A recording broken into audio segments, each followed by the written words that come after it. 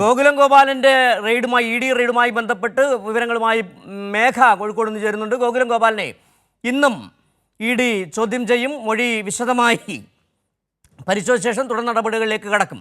ഗോകുലം ഗോപാലിന്റെ മകനിൽ നിന്നും E D വിവരങ്ങൾ തേടിയിട്ടുണ്ട്. വിവരങ്ങളുമായി ഇപ്പോൾ മേഘ മാധവൻ കോഴിക്കോട് നിന്ന് ചേരുന്നുണ്ട്. മേഘ, എമ്പുരാൻ എന്ന് പറയുന്ന ഒരു സിനിമ എടുത്തതാണ്, അത് നിർമ്മിച്ച അതിൻ്റെ നിർമ്മാണത്തിൽ പങ്കാളിയായതാണ് ഗോകുലം ഗോപാലിനെതിരെയുള്ള ഏറ്റവും വലിയ കുറ്റം.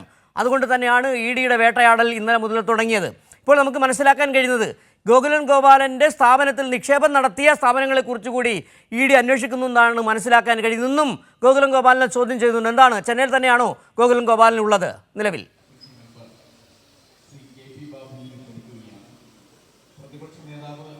സിജു, തീർത്തും ആശങ്കാജനകമായ നിലപാടുകളിലൂടെ തന്നെയാണ് ഈ വിഷയവുമായി ബന്ധപ്പെട്ടിപ്പോൾ കടന്നു പോകുന്നത്. കാരണം ഗോകുലം ഗോപാലനെ ഇന്നലെ തന്നെ ഇ ഡി ഈ വിഷയവുമായി ബന്ധപ്പെട്ട് ചോദ്യം ചെയ്തിരുന്നു.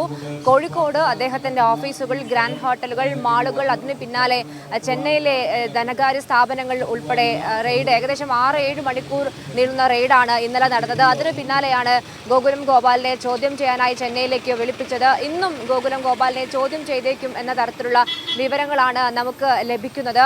കോഴിക്കോട് ഇന്നലെ ഗോകുലം ഗോപാലന്റെ ഗ്രാൻഡ് ഹോട്ടലിൽ റെയ്ഡ് നടന്നപ്പോൾ അവിടെ അവരുമായി ബന്ധപ്പെട്ട ചാനലിന്റെ ഡയറക്ടർ ബോർഡ് യോഗം ചേരുകയായിരുന്നു. ആ സമയത്തും ഗോകുലം ഗോപാലിനെ ചോദ്യം ചെയ്തിരുന്നു. അതിന് പിന്നാലെയാണ് ചെന്നൈയിലേക്ക് വിളിപ്പിച്ചത് എന്നതാണ് നമുക്ക് മനസ്സിലാക്കുന്ന വിവരം. വലിയ തരത്തിലുള്ള വിമർശനങ്ങൾ, കാരണം ഈ സമയം എന്തുകൊണ്ടാണ് ഗോകുലം ഗോപാലിനെ ടാർഗറ്റ് ചെയ്യുന്നത് എന്നുൾപ്പെടെയുള്ള പ്രതികരണമാണ് പല കോണുകളിൽ നിന്നും ഉയരുന്നത്. അത് കൃത്യമായും വ്യക്തമാണ്.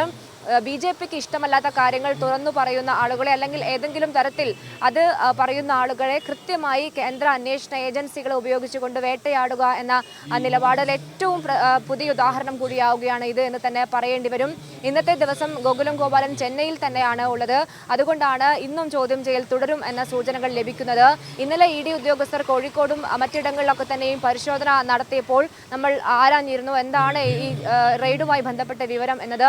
എന്നാൽ അവർ പ്രതികരിക്കാൻ ഒരു തരത്തിലും തയ്യാറായില്ല. ഒരു പുകമറ സൃഷ്ടിച്ചുകൊണ്ട് അത്തരത്തിൽ ഒരു അന്തരീക്ഷത്തിൽ നിർത്തുക, അല്ലെങ്കിൽ BJPയോട് ഏതെങ്കിലും തരത്തിൽ, അല്ലെങ്കിൽ BJPയുടെ സംഘപരിവാറിന്റെ ക്രൂരതകളെ തുറന്നു കാണിച്ചാൽ അത് നിങ്ങൾ വേട്ടയാടപ്പെടും എന്ന സന്ദേശം നൽകുക എന്നത് തന്നെയാണ് ഈ നിലപാട് എന്ന തരത്തിലുള്ള പ്രതികരണമാണ് പല കോണുകളിൽ നിന്നും വരുന്നത്. കാരണം ഏറെ കാലമായി ബിസിനസ് നടത്തുന്ന വ്യക്തിയാണ് ഗോകുലം ഗോപാലൻ. അടുത്തിടെ കുറേ വർഷങ്ങൾക്ക് മുൻപ് അദ്ദേഹത്തെ ഇ ഡി ചോദ്യം ചെയ്തൊരു സാഹചര്യം ഉണ്ടായിരുന്നു. അതിന് പിന്നാലെ അത്തരത്തിലുള്ള നടപടികളൊന്നും തന്നെയും ഇ ഡിയുടെ ഭാഗത്ത് നിന്ന് ഉണ്ടായില്ല.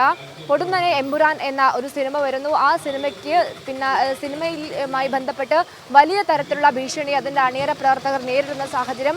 അതിന് തൊട്ടു പിന്നാലെ തന്നെ ഇത്തരത്തിലൊരു റെയ്ഡിലേക്ക് ഇ ഡി എത്തുന്നു. അത് കൃത്യമായി രാഷ്ട്രീയ പ്രേരിതമാണ് എന്ന വിമർശനമാണ് പല കോണുകളിൽ നിന്നും വരുന്നത്. പല രേഖകളും പിടിച്ചെടുത്തു എന്ന തരത്തിലൊക്കെ തന്നെയും വാർത്തകൾ പുറത്തു വരുന്നുണ്ട് ഇന്നലത്തെ റെയ്ഡിൽ. എന്നാൽ അത് വ്യക്തമായും ഇ ഡിയുടെ ഭാഗത്ത് നിന്ന് ഒരു തരത്തിലുള്ള ഔദ്യോഗികമായ ഗോകുലം ഗോപാലിന് നേരെ അവിടെ നടക്കുന്നു. ഇന്നലെ ഗോകുലം ഗോപാലിനെ ചോദ്യം ചെയ്തു. ഇന്നിപ്പോൾ പൃഥ്വിരാജിന് ഇൻകം ടാക്സ് നോട്ടീസ് നൽകിയിരിക്കുന്നു. പ്രൊഡക്ഷൻ കമ്പനിയുടെ വിവരങ്ങൾ തേടിയിട്ടുണ്ട്. ഈ മാസം 29-നകം വിശദീകരണം നൽകണമെന്നാണ് നിർദ്ദേശിച്ചിരിക്കുന്നത്.